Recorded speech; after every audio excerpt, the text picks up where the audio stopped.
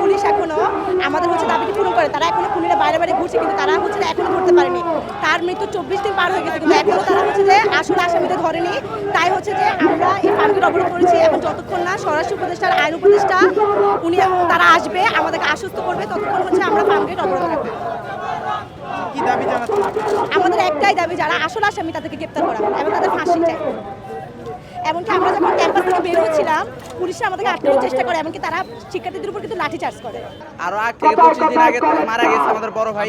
6 তারিখে মানে এখন আমরা বিচারটা পাইনি। শিক্ষকরা কোনো আমাদের শিক্ষক থেকে কোনো রেসপন্স নাই।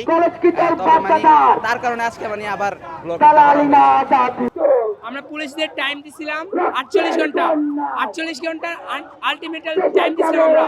এই 48 ঘন্টার ভিতরে ওনারা আমাদের মানে খুনিত চিহ্নিত তাদের এখনো ধরতে পারে নাই। এর মাঝখানে 26 তারিখ তারেক রহমানের স্বদেশ প্রত্যাবর্তন, সেদিন তারা এসে 34শে জুলাই এক্সপ্রেসওয়েতে তাদেরকে জনসমাগমে দেখা গিয়েছে। তারা পুলিশের সামনে ছবি তুলেছে, কিন্তু পুলিশ তাদেরকে ধরে নাই, প্রশাসন তাদেরকে এখনো ধরে নাই। এই কারণে আমরা আবার আজকে থেকে অনির্দিষ্টকালের জন্য ফার্মগেট ব্লকেট কর্মসূচি ঘোষণা করেছি। আমাদেরকে একটা টিম গঠন করে দিতে হবে।